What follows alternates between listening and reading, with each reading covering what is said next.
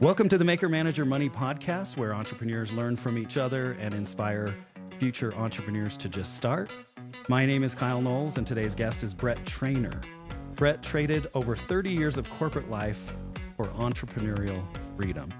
As the founder of the Escapee Collective, host of the Corporate Escapee podcast, and creator of the Collective Academy, Brett has spent the last 5 years helping corporate professionals find their path to independence. His mission? To empower 100,000 GenX professionals to break free from the 9-to-5 grind without sacrificing their income. Through actionable strategies and real-world tactics, Brett guides others toward the work-life balance he's achieved himself. Welcome to the show, Brett. Hey, thanks, Kyle. That was well done. I'd still be rambling if I did my own intro, so I appreciate you. You definitely got all the highlights. Awesome. Yeah, I wanted to make sure we covered a lot. There's a lot of stuff in there, though. And so I want to just start off by, first of all, just asking you the question, why did you leave corporate? Well, one, to be in truth, they kind of asked me to leave.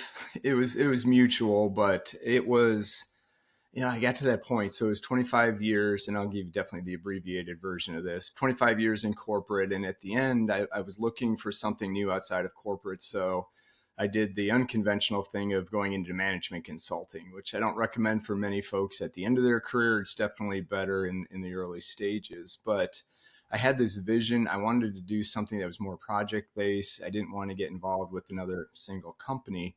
And I was basically, tell people what I did. I was working on B2B and digital transformation, like helping legacy companies, pre-SaaS companies, modernize, right? Because they were built before digital was even a thing. So anyway, I saw a big market opportunity, went through the process. I was kind of an army of one, but as you know, as you were earlier in your career, you tend to speak your mind and then just go, okay, I'll move on. This is your company. You're my boss, whatever. I just found it harder and harder to let things go when I knew that it was the wrong thing. And it just got to the point that the tipping point was they wanted me to go manage a small project in San Francisco to check the box of my billable hours, even though I had brought in more revenue from a sales perspective that offset it. And we agreed to disagree. And that kind of sent me on my escapee path. It was mutual. You leave, and you didn't want to go back to corporate. You didn't want to look for another job. No, I shouldn't say there was no chance. I was going to do everything in my power to never go back into corporate America again. And why? It was just done. It was no longer adding any value because, one of the biggest things was my wife when I was in consulting. So if you looked at it from the outside, right, family life, everybody's doing well, good job, pays you well. But my wife's like, what the hell is the matter with you? Right. It was just, it was just off. And I've had time to kind of look back and reflect on it. And I think I was no longer chasing anything, right? In the early days of corporate, you're climbing the ladder, you're looking for that next promotion or, more money or whatever it is. And I just got to the point where it just wasn't important anymore. And I'm like, what am I doing? Right. I'm going through the motions and spending, 70 or 80% of my day on meetings that are useless or no value to what I'm doing. And I just got to the point where I can't go back and do this. There's got to be more to, life. And I guess one lucky thing, that happened when I was in consulting, because they bill you out, right? So I knew what my market rate was, which I hadn't known before. And part of it was, right, they were only paying me half of what they were billing me out. And I'm like, I think I could do this on my own. So it gave me a shot of confidence that, all right, I know what my market rate, it was much higher than I thought it would have been if I'd just gone solo. And so I just knew, life at this point, I'm like, life's too short. I'm just done with corporate. I've got to figure out, and quite honestly, when I started, my sole mission was to make more money than what I was doing in corporate. But as I headed down the path, and maybe we can talk about this later, is, time became much more important to me because all of a sudden I had a lot of it, right? As you go solo, your entire day is now yours, good, bad, or indifferent, that you now have to manage and take control. And once I got a taste and flavor of that, I'm like, I can't believe I did it for so long, giving somebody else all that time. And now I'm like, so those are the two main reasons that I'm like, I'm going to figure out I'm not going back. Let's talk about time a little bit, because when you're in corporate, I mean, every day is just filled with meetings and you're rushing to get the commute, get to the office. How long did it take you after you left corporate to kind of, I guess, detox from that? How many months or weeks or whatever it took you to kind of just calm down and go, relax, your whole day is yours. Now you can be very strategic and you can decide what you do with your day. Yeah, it's interesting. I didn't really think of it that way, but I think part of it is you feel guilty for some, even though you have no reason to feel guilty, you feel guilty that if you're not productive for 2 hours, that I'm not making the most of my freedom time to build this business. I would say it probably a good 6 months, right? Because then by then I had a couple of clients and it started to fill up my day a little bit. And then I just started to realize, then I started to put the two together that all the time is your time. And if you're super intentional about it, then you can you don't feel as guilty, right? Because I'll share a little story. Because initially I was overwhelmed with all the time. How do I prioritize my day? What are the priorities? And so I read a couple books and I over-indexed and I structured my day like down to the half hour, right? Do this, and it was good for about 2 weeks. And I'm like, man, I can't do this. It's just too much. And so now I use time blocks. And the way I look at my day, I'm a morning person. So like my 6 a.m. to 9 a.m. is for all my strategic stuff. I do my writing, my social, any strategy work, those types of things. 9 to 11, I'll do more if there's content, podcast, meetings, work on, I don't want to call it administrative. It's still more strategic, but it's more, I'd call it more group. And the afternoon is, we get to do podcasts, with you and some of these other things. And once I finally got into that rhythm, I found that even if I didn't do anything or my schedule went sideways after, say, 11:30 in the morning, I still had a full day. And so I started to feel good about the fact that it's okay. I don't have to do. If I want to go do something, go play golf for 3 hours in the afternoon, I'm not going to worry about it. If we want to go, visit my granddaughter in the city in the afternoon, I'm not going to worry about it. So, kind of a long-winded answer to your question that, I'm still always working to get better with the time, but I stopped feeling guilty once I got that first client. Well, that makes sense. And what's funny that you say that is because I've gone through a similar phase, the 2 weeks that you talked about, where basically I tried to recreate my corporate life. And then I was just incredibly unhappy because I was, putting too much pressure on myself and blocking too much time. What are some of the other things that you found were just sort of enlightening as you started this entrepreneur journey? I think the other one was getting my health back. Again, I didn't realize how unhealthy I was in corporate, right? But again, it's the same thing. You've got that schedule, you can get a workout in. I mean, if you want to do it early before work, that I used to do that earlier in my career. I just am not as motivated to get up at 5 a.m. to hit the gym anymore. And if you wait till the end of the day, I don't know about you, but I'm less likely to do it later in the day. And so, again, one of the time blocks that I have is 9 o'clock every morning. I'm walking. I literally walk, a mile to the gym, work out, and walk home. Sometimes I'll run it, but most of the time it's just a walk. It's an hour 15 every day. I can never, ever do. Can you imagine doing that in corporate and saying, hey, I can't take this meeting. I'm going to the gym. But guess what? Nobody's pushing back. I get my time in again, because part of the other thing that I realized, like I said, once I shifted away from the thought of just money, and time became more important, then I'm like, all right, I've got all this time. Then I started thinking longevity. I think I'm a little older than you. So it's, right, I'm 57. So I started this journey probably when it's early 50s. But, with medicine and where we're at, and if you can keep yourself healthy, I mean, 90 and healthy and active is, I think, a realistic goal. So if I'm going to be 60 in 3 years and I want to be to 90, what are the things I need to do now in order to make sure I can take advantage of that time, right? Because if I'm going to have the free time, I'm not a person, I don't know many that would just sit around and retire and do nothing. I can't imagine that lifestyle. And so I started to figure out, how do I start to optimize around, right, the health and wellness, the relationships, right, that you put to the side and spend more time. And so it's funny. If you would have asked me this before I started this journey, I would have said, yeah, like I said, it's money. But now I have a much, much, much deeper appreciation for everything else, right? My life is so much more balanced than it was. Money's still important. You have to pay the bills, right? You're not going to get around that. But once you figure out how to make the money, then all of a sudden you're starting to figure out what else is really important to you. And quite honestly, we get a chance to design the second part of our life. At least that's the way I'm looking at it. And instead of working or running my life around the corporate job, which I did for 20 plus years, 25 years, right? You travel, you take vacations around the job, you try to get your kids sports and coach those things. Now I'm designing kind of what does my life look like? Workouts every day at 9, golf Friday afternoons, right? And then how does work fit into that? And I know I'm sure there's folks out there going, there's no way I could never do that.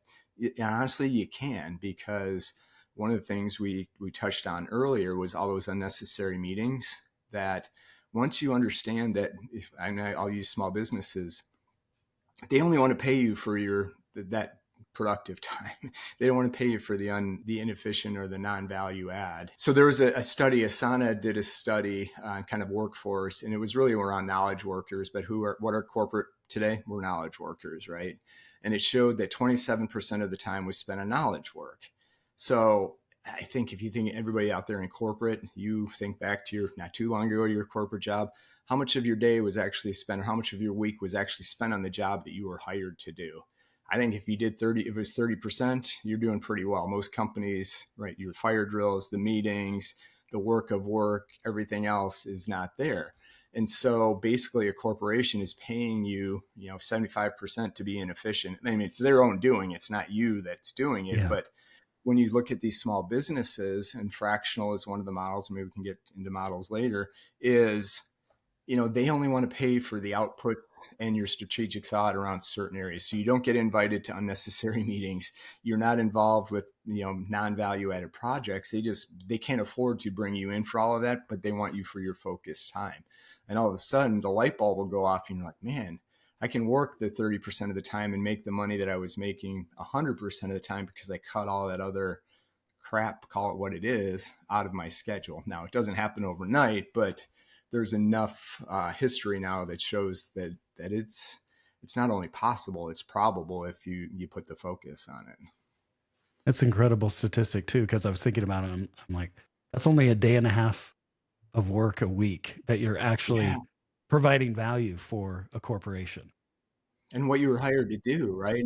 And you think about it. And so, again, that's why I think the opportunity of small businesses is so huge, because 3 or 4 years ago, they couldn't have afforded to hire you or I to come in full time. They couldn't afford it. They don't have the money, the revenues to do it. But if they wanted to have you come in, say 5-10 hours a week to really help them on some strategic initiatives or set things up, all of a sudden there's a business model for that to happen, right? And it works for both ways, because we get to do the work that we like to do with cutting the other stuff out. The small businesses can leverage you on a part-time basis to get all the value out that way. I mean, I 100% believe that this is the model that we're heading to, more of an ecosystem of experts versus the hierarchies and full-time positions and those things. Good thing is big corporate's going to be stuck in this model for a while. They're not going to be able to figure out how to get out of it. But small businesses are starting to embrace the opportunity. Like with the expertise of, I work with GenX, and the automation that's starting to present itself, digital and AI, and I'm not going to overhype that, but there is an opportunity with smaller businesses to start building scalable organizations with the fraction of the cost and the headcount that these big companies have. And again, a lot of these small businesses that are starting to grow, they have to take chances on people to help think they can lead them to the next level of growth. But if they're hiring somebody that's inexperienced, you just hope that person gets it right. And if you can afford them and they are experienced, how good were they, right? And do they have that? And again, that's what I see within our community. We got centuries of experience. We got folks that have been through the wars with the biggest companies, right? And they've gone through just not the foundational stuff, but all the tactics, the strategies, and everything else. So again, we're starting to see small businesses embrace this because it's a value to them, right? It's a newer model, so that people are still getting used to it. And if you're in corporate thinking, well, is there a job board for this? No, not yet, but I like that too, or I would prefer that, Because if anybody's gone through the job search recently, and I hear from our members all the time, right, it could be 6, 8, 12 months looking for a new job, especially if you're Gen Xer, you've been, and one or two, are you even going to get the job you want if you go through that process? So yeah, I just think we're heading for a much better model for, it's going to be a win-win for the small businesses. Eventually corporate's going to get there, but for experienced corporate workers and the small businesses. Yeah, and one of the things that you've said that I've heard you say in the past is that it's easier to get your first client than it is to get your next job. And talk a little bit about that, because I know as a Gen Xer myself and having a lot of experience, and corporations these days, there's stories of corporations trying to look like they're growing. So they're posting jobs, but they're never going to hire for them. But for investors and other employees there that are doing 2 jobs and things like that, they post these jobs, but then they can perpetually just put them on hold. But talk about that a little bit, that it's easier to get your first client than it is your next job. Yeah, I know people hear that and they're like, no way. I'm like, but I just mentioned the stats, right? I think for Gen Xers looking for that next job, it's at least 6 months. You're probably competing against 250 other people unless you had in an organization. If you don't, then it's even a longer shot to even get to an interview. So if you're looking at a 12-month process to land a new job and you're sending out 250 resumes a month or applying to that many jobs, if you took that much effort and put it towards finding your first client. And when I say your first client, it doesn't have to be a full-on consulting client to get started. It doesn't have to be full-on fractional to get started. If we take the approach that we're just out to solve a problem for a small business, no matter what it is, I don't care if you're a CRM specialist, sales, marketing, finance, you're solving a specific problem.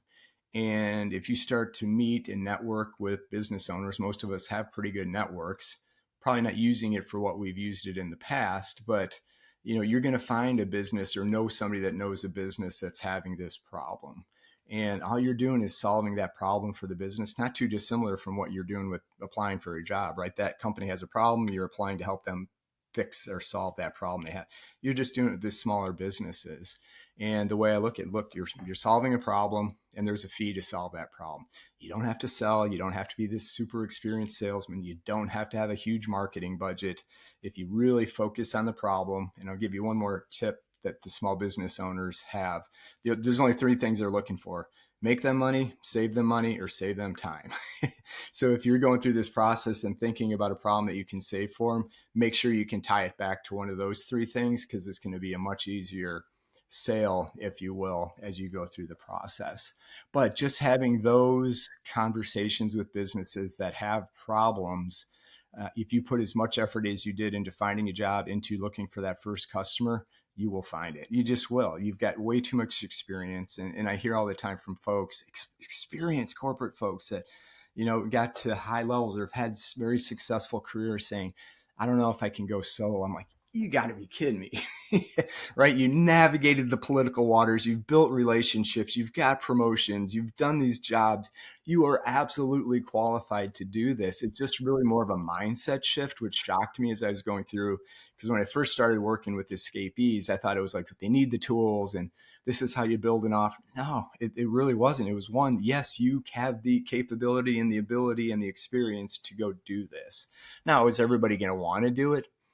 No, but I never want to hear that they can't do it. That's just not factual. I would bet anybody to go through that. If you put in the effort, you're going to find it. It may not be for you, but I've talked to other folks before that said you at least owe it to yourself to see, because you can do this while you're still working, right? It's just, you structure it as mentoring. You want to give back to small businesses. And again, if you've been in corporate for a while, you've learned a lot of things. And if you just start posting on LinkedIn, say, hey, 10 things, business owners should be thinking of that I've learned while I've been in corporate. It's not a conflict of interest. You're just starting to share and give back.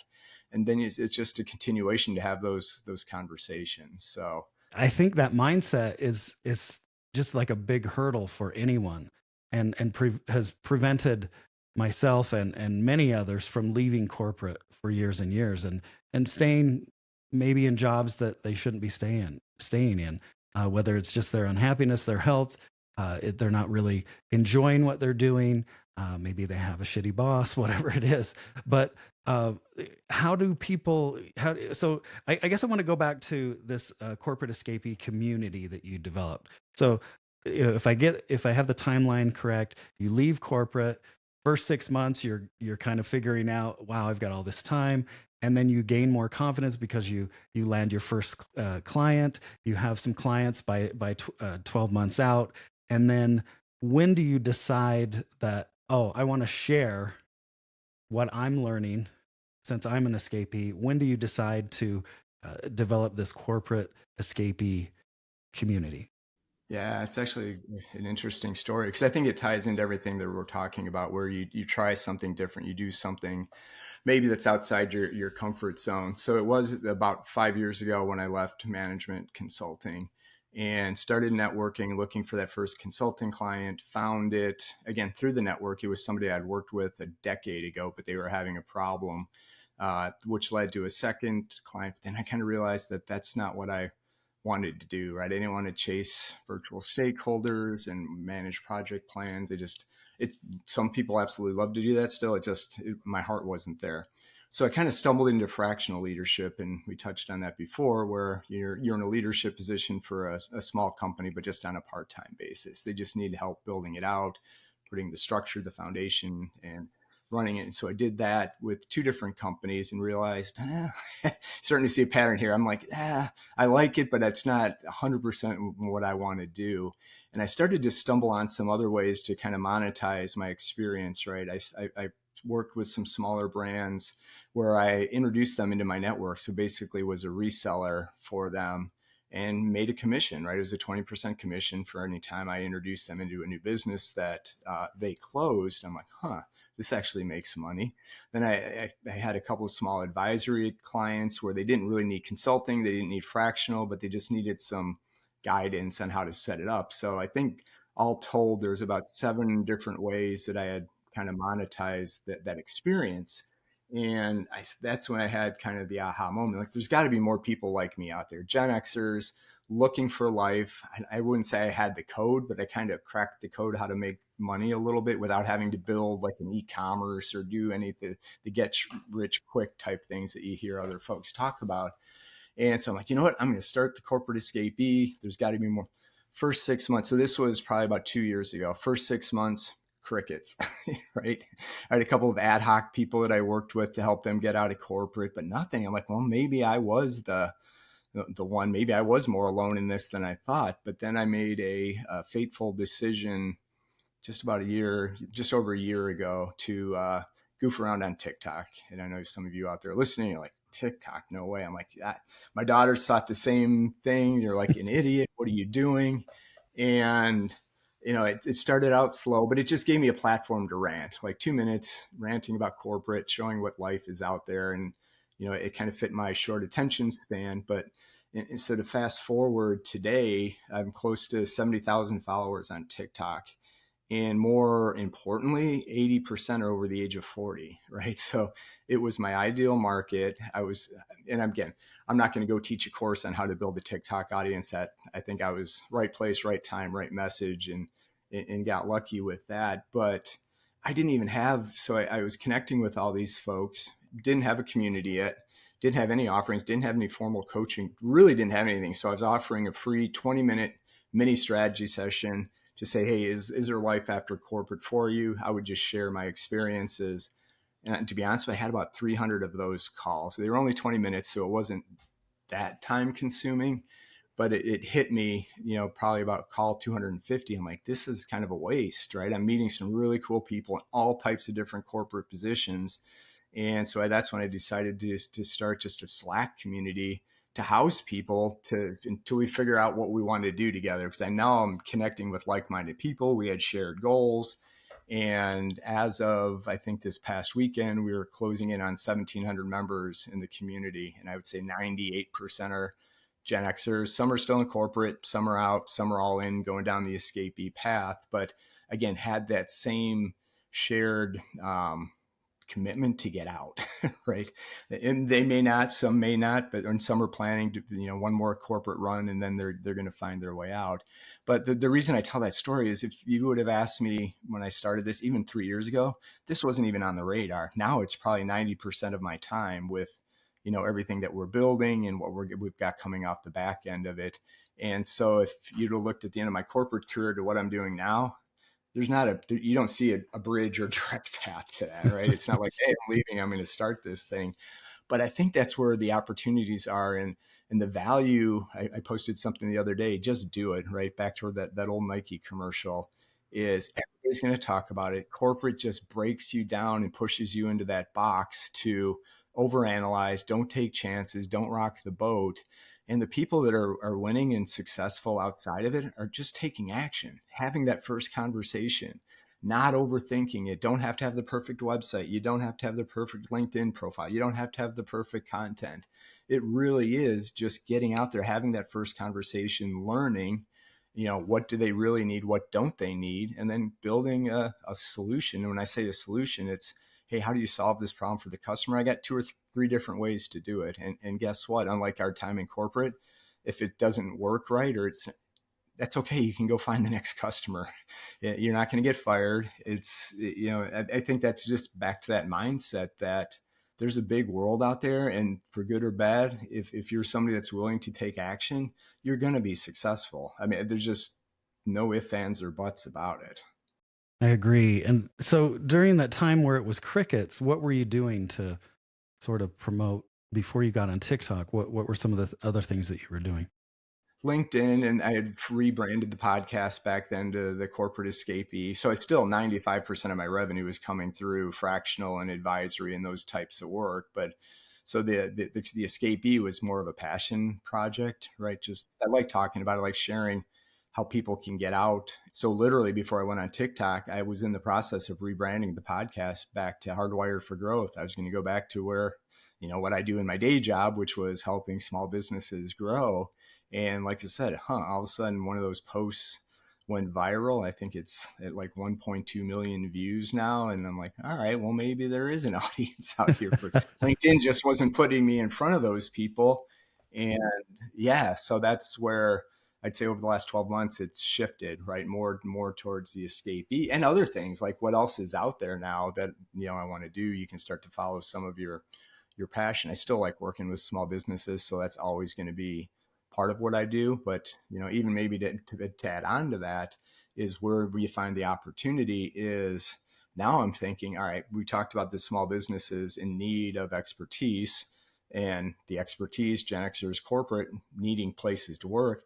Now I'm starting a business on the back end that's going to marry the two, right? So the message to small businesses, before you make a hire, before you invest in any technology, just connect with us, work with one of our unbiased mentors to say, is this the right choice? Because if these small businesses make the wrong hire or the wrong technology, the right decision, that can be fatal to the business at that side. So will this work? I think there's a need for this matching.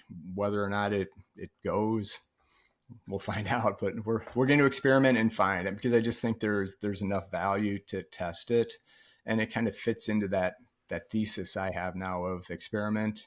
Give it enough time to see if it'll work. Like I said, if I would have given up on the Escapee too early, we wouldn't probably be talking here today. But Yeah. the fact that we are, in hindsight, I may have cut back a little bit sooner. If it wasn't a passion project, I probably would have cut back. So I gave it enough time to run, but because I still had revenue coming in from other areas that I didn't have to, this wasn't an all or nothing. I'm all in on this path. And, that's kind of what I recommend to folks is just get some momentum, go with what go with what people are going to pay you to do. And even if that's not what you want to do long-term, you can start to build off of it. You can start to, again, pivot, build that. Where I thought my straight line, you can't see me if you're not on the video, is, more of a straight line, straight path. And it was more of a meandering. It went here, here, here, all heading in the same general direction. But, just being open to where the opportunities present themselves. But I do tell people, be consistent. Like I said, my corporate background was go to market, so I don't stray too far from that in any of the business stuff I'm doing. And again, when I'm working with solo business owners, I have a much broader perspective on it, but yet my sweet spot is still what I know. So when I tell people to do different things, it's not like, start I don't know, a floral business and then do consulting for Salesforce.com. Right? Try to, at least in the early days, keep it bunched, and then you can start to branch out once you I wouldn't say momentum, once you get the confidence that you don't have to go back to corporate, because I think that's the biggest threshold that you need to cross. So what are some of the surprising things that you've learned from the community? That there's more of us out there than I thought. I think I talked about the lack of confidence that they can do this. Because again, I didn't think this was going to be, I thought this was going to be more tactical and technical, but it's definitely been more inspirational, right? Just saying, hey, there is opportunities out there. Don't overthink this. You do have the skills. And the fact is, you can always go back to corporate. If this doesn't work, you're not finding the traction, or you don't like the networking piece of it, right? Network, the corporates, it's always going to be there as it is now, right? It may not be ideal, but right, you don't have to pick this path forever. So I think that's the biggest. I would say the other one that really motivated me, that I was surprised, were the people that were being successful without the experience. And that's what really frustrated me with GenX is, in the early days, I would talk to anybody. It wasn't just Gen Xers. And the one example, and I'll call him a kid, I think he was 25, 26, 3 years in corporate, but he was asking me about how to monetize, right? How do you set up kind of a program for a small business, right? He wasn't looking at fractional. I said, well, he was in CRM. And I said, well, for a small business, maybe once a month you set it up where you meet with the owner and marketing to go through the thing. You run all the reports, you clean their data, and it's $3,000. So I literally talked to him for 30 minutes, and he's like, all right, I got it. I heard from him 2 months later. He had already had 3 clients. He had zero experience compared to a lot of the other folks that I've worked with. And that's just one example of people that don't have the experience that have built what's successful. And you define what success is in your own mind. But I'm just saying, if you had 30 years of experience, you can absolutely crush it in this space. You just have to go do it, right? It's easier said than done sometimes because we get programmed, but there's way too many examples of people with no talent and no experience that are doing well. That should be the light bulb moment for Gen Xers. Yeah, and I think it made me think of, how many business owners started a business and didn't even have a college education, right? And I always look at college education as training, the future workforce to work for someone else.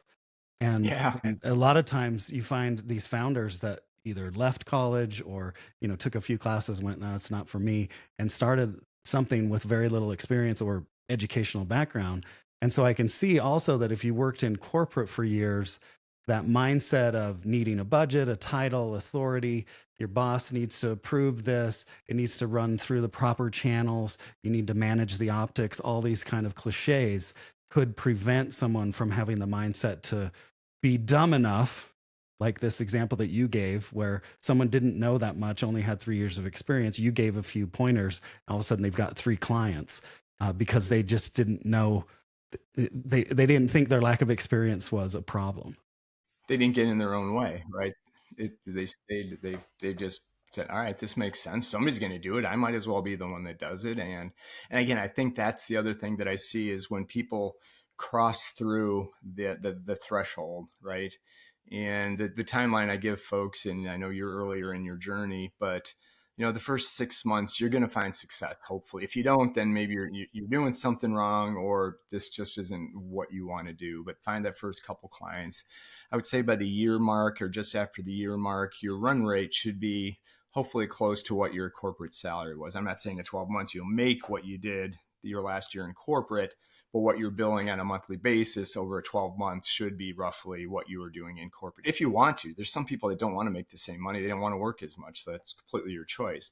But then what I found is by year 2, I knew I wasn't going back, right? I would still have pitfalls. You may pivot, things are going to go sideways, but now I know I can make money if I have to. I can get back into fractional. I can do consulting. I can go do that. if if the corporate escapee goes sideways for whatever reason. And that seems to be pretty consistent with everybody that I've talked to. I'll call them the OGs of the escapees that have been doing it.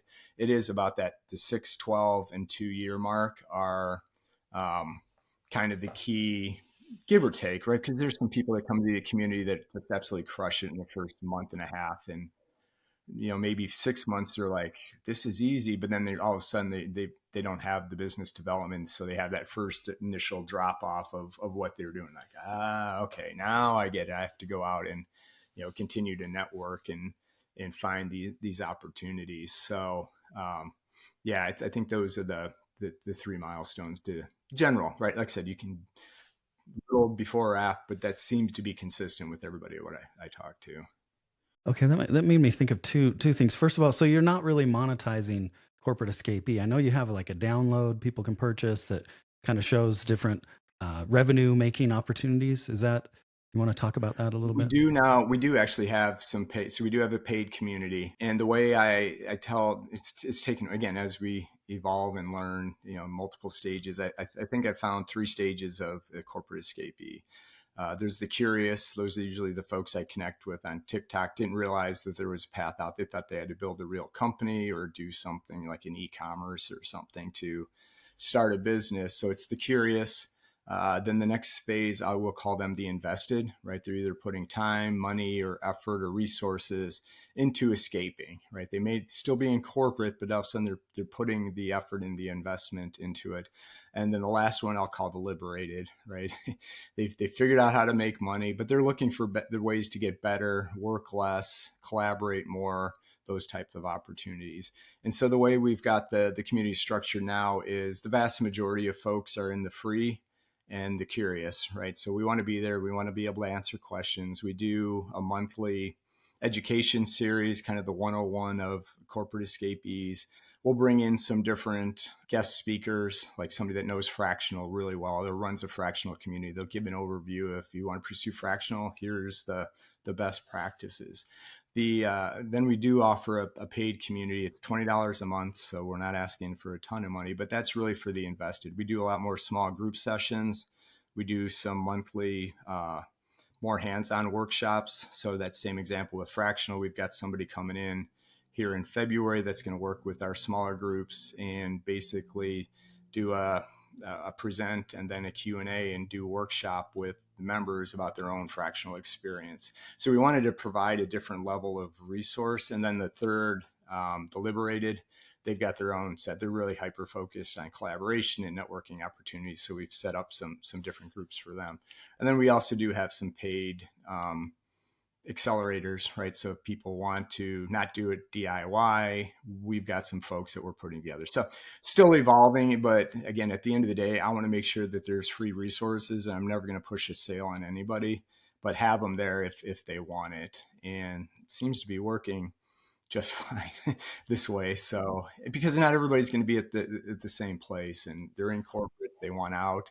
But if I tell people, if you're in corporate, just build your escapee readiness plan, if you will, because if you get laid off and you're starting to go through the job search, what would it hurt you to test this process, right? And when you're having conversations with people, say, hey, I'm starting my own thing, right? This is the type of work. Can you connect with anybody? And what I'm finding more and more is the new business is 90% networking and referrals. Once you get a few folks, then the referrals will start to come in, but it's networking. And I had an interesting guest on the podcast not too long ago, Tom Van Dyke. Of all things, he was like 19 years in the church up in Canada. And I'm like, that doesn't sound corporate. He's like, well, we had like 200 employees, so it was a lot of corporate similarities. And then he went in, he heard a seminar on the Story brand, right? The Donald Miller program, Story brand, how to help brands and small businesses tell their stories. But he is really big on intentional networking. And it was really, I've realized I needed up my networking game and definitely be more intentional with but his whole business, again, is built on this. He's got more customers than he knows what to do with. And again, he's only had 4 years of experience outside of corporate. But my takeaway from that was, he's like, look, my first couple of customers were sympathy. He's like, yeah, I know, I like you, I know you. I don't know if you can do this, but yeah, I'll give you a shot, right? He's like, I had no shame in looking for sympathy clients the first couple out of the box, because then once you get those, you learn, and then you start to apply those lessons. So you don't need 100 customers for this to work, right? You look in our community, it's between 3 and 10, and you're making the amount of money that you want to make. You want to go bigger, you want to build a 2-person company and really go for the $1 million mark. Absolutely, you can do that. But so if you think about it, if you really need 3 or 5 just to make your money back, you don't need marketing plans. You don't need all these other fancy websites in order to do this. You just need to be really good and get better. It's not even good. Just having the right conversations and getting yourself out there and networking, right? So it's not as daunting as it seems. So if you break down all these steps, you're like, yeah, I think I could actually do this. But if you put them all together, it sounds super scary. So That makes sense. So, do you? Let's talk about the Corporate Escapee podcast. Then, are these? You have guests on who tell their story of escaping corporate. Is that yeah, vast majority, I call them use cases, if you okay? will. But the beauty of it is I like to have the dual type of guests, somebody that can share their escapee story, but then also add some value. Like Tom was really good about adding his networking and how that was successful and how we can learn from him. Laney was on not too long ago talking about LinkedIn, right? How we can use LinkedIn to our advantage. So it's a combination. I would say it's more tactics of how you can actually get better at your escapee business with kind of the use cases, because that's the other thing I'm trying to just show what's possible, right? Because we've had people, obviously, somebody from the church to marketing to sales, logistics, you name it, and there's really not a position in corporate that couldn't translate into the small business world. I want to move to just some personal questions real quick, and then I have a lightning round of questions for you, Brett. So, first of all, I would like to ask you what TV, movie, book, or character, basically, do you most relate to? I'll tie it back to Shawshank Redemption, right? Because the more I get into the corporate escapee, the more the parallels between that movie and the folks, right? And if you've seen the Shawshank Oh Redemption, yeah, right? yeah. So Andy Dufresne he shouldn't have been in corporate. He knew there was life outside of corporate. In his case, it was prison. So what did he do? He had a plan. He got out and he executed that plan when he was out, so he didn't have to go back to corporate. You had Brooks, the poor librarian that had been there forever in corporate forever, never believed that he could make it on the outside. Unfortunately, he didn't. And then you had Red, his buddy, that was very skeptical. He's like, I don't know, I've only known corporate, I've only known prison. But Andy led him with kind of the map and the roadmap, and said, hey, I'll help you once you get out here. He broke free and never went back. So right now, I'd say that there's a lot of parallels to what we're doing. The more we can be, the Andy Dufresnes to get the people out of corporate. It sounds silly, but man, I don't think I've met anybody that's gone back to corporate that's come out, nor do they want to go back, right? I think it was Laney who said, because I'll ask all the guests on the podcast, I'm like, would you ever go back? And her exact quote was, Brett, I'd rather be homeless than go back to corporate. So I'm like, all right, I wouldn't put it that harsh, but I'm 100% agreement with you. So That's strong language too. Yeah. It's interesting that you use Shawshank Redemption. You do resemble Tim Robbins' character, Andy Dufresne, a little bit. hopefully I can have that impact on at least one person and, get them out and find that freedom that's Yeah. Yeah.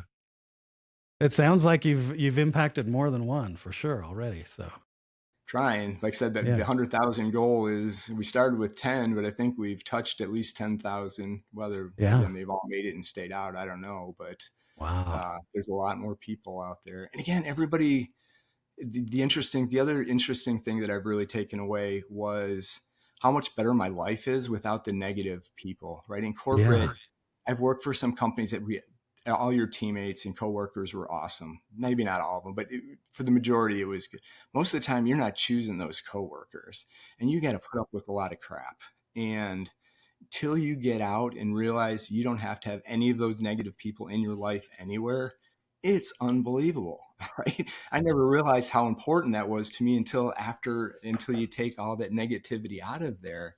And so that's one of the joys. And I'm sure there's some negative people in the community somewhere, but they're not usually welcome and really haven't come across. And maybe that's just why this message resonates with the folks that we have in there. They tend to see the positive. They see a better future. They want to do something else. Yeah, I know I didn't really answer your question there, but I didn't want the negativity aspect as an unforeseen benefit coming out of it. For sure. And you're definitely not choosing your management team when you're in corporate. So yeah, no, I love this discussion. So I guess one of the things that you've also said is that working with small and medium businesses, they're a lot more helpful. Yeah. So two things I'll say on that. The small businesses for sure. It's such a refreshing change to have somebody that actually wants to listen to you and they care what you Yeah. have to say. When you think about in corporate, you're just kind of towing the line. And again, we have moments where we push back and have discussions, but for the most part, it's following the line.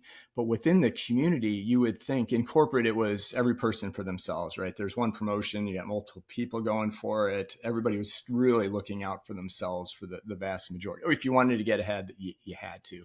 But in the corporate escapee world, collaboration is such a big piece of this. And the story I tell people, and you can actually go back and listen to, I think it was Debbie and Ashley were on the podcast. And if you look at their backgrounds, their resumes, both were in marketing in industry, both were in marketing at big consulting firms, CMO type folk. But if you would look at their resume, they look the exact same. And so you think they'd be competing for positions, right, against each other. The fact is they had a shared client or contact that became a client. And this shared contact said, you two should really work together on these types of things. Never met each other. They met each other once. Now they work together on opportunities. So the way they're working, if they're chasing a bigger opportunity, they work together on it. And then they still do their own solo businesses, their own advisory. And the good thing is if one's busy or if it's not quite what they want to do, they have somebody they can flip that business to. So it's a super collaborative process where if you would have told two people, directors of marketing to work together, good luck, right?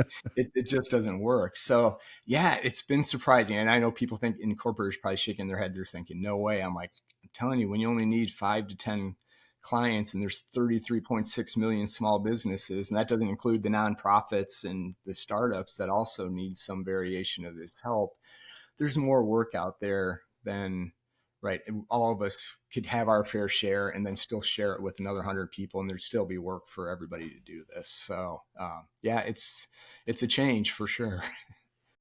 I love it. I love talking about this with you, Brett. I wish we could go longer with the podcast, but I've just got this lightning round of questions for you. Starting off with, what's your favorite candy bar? Oh, candy. I've kind of given up sugar, believe it or not, but I would say peanut butter cups. If I was going to pick one, peanut butter cups, or I'm sorry, I'm going to give you a second one, Sour Patch Kids. Great choices. Favorite music artist? If I had to pick one, I've actually used this one in the past on the podcast. I haven't done it. I got to bring it back because if you can only listen to one, it'd probably be Springsteen just because of the depth. But REM or Green Day would be 1A or 1B and 1C. If I could take that trio, it'd probably be some combination of those three. Favorite cereal? You're going to see a theme, but I like peanut butter crunch. Mac or PC? Oh, Mac for sure. It was PC for the first 25 years, but now it's Mac. Google or Microsoft? Google. Microsoft Teams sucked. I hated that when I was consulting. I know it's probably gotten better, but and sorry if Teams is out there listening, but Google it's just too easy. Dogs or cats? Dogs. Nothing against cats, but always been the dog person though. Phantom or Les Miserables? Honest, haven't seen either one of them, so I would go Hamilton or Six. All right. I love the answer. I love the honesty. My last question for you, Brett. What's the worst thing about being an entrepreneur, and what's the best thing? Well, the best thing I'll start with there, it's just the freedom and control. I mean, you can use those interchangeably, but you control everything. And I think the worst thing I'm going to tell you, it's more of it was a personal thing that we're much better off now. And this may be a good way to close. You can always tell me later, but with my wife and I, right, in corporate, she didn't necessarily know what I did, right? She knew I was bringing home a paycheck every 2 weeks and we had benefits that we never, ever had to worry. But when I left corporate, trying to explain to her what I did, still didn't really resonate, but she now knew that I didn't have a paycheck coming in every 2 weeks. And I completely underappreciated the pressure and the stress that put her under, which in turn put it back on me because I cannot believe she's not trusting me or understanding where, but it was just the unknown of it, that she'd known this paycheck for 25 years. All of a sudden it's not there. And she has to have complete confidence in me that it was going, which she'll say she did, but I'm guessing back then probably had her doubts. But one of the best things that I ever did, and this was about a year ago, was her and I have a quarterly business review. And it may sound a little bit silly, but literally we just had it last weekend, a Sunday morning over coffee.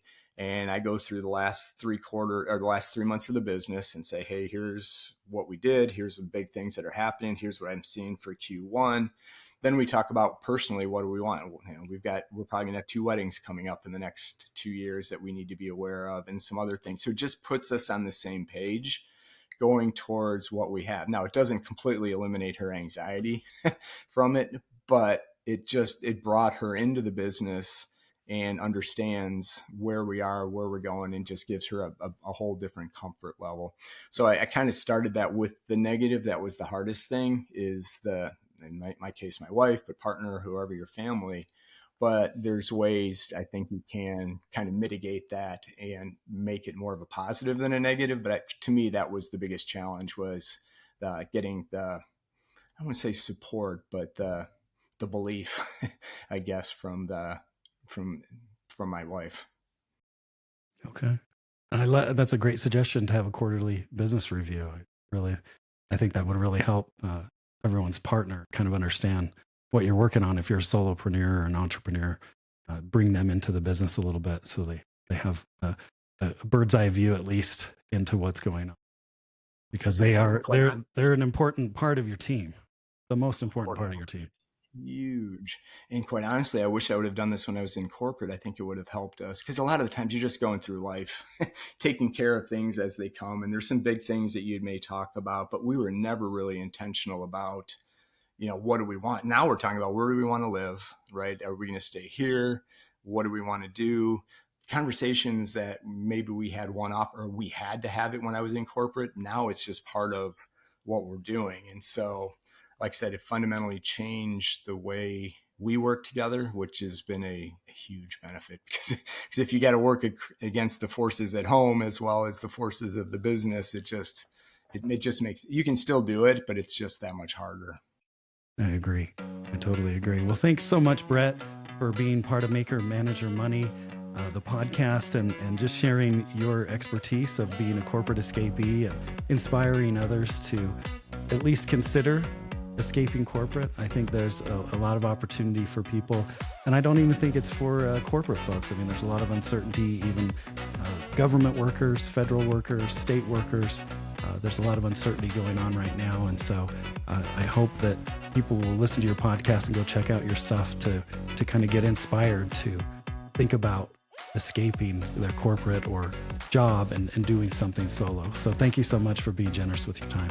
No, I appreciate it, Kyle. I always enjoy our conversations, so I appreciate you having me on your podcast. And like I said, if anybody just wants to chat, I'm happy. Connect with me on LinkedIn. I'm happy to answer any questions. It's, like I said, I think it's important. And what is that Matthew McConaughey line? Get busy living, or you get busy dying. Maybe that was from Shawshank. I should probably get that quote right. But I mean, because at the end of the day, that's what we're trying to do, is live the life, and just how do we live our best life. It's like, one, figuring out the financial piece of it, because that needs to, but it's just really hard to live that life when you're putting in 40 to 50 to 60 hours a week in corporate for somebody else. So anyway, I'll leave it on that one, but I really appreciate you having me on.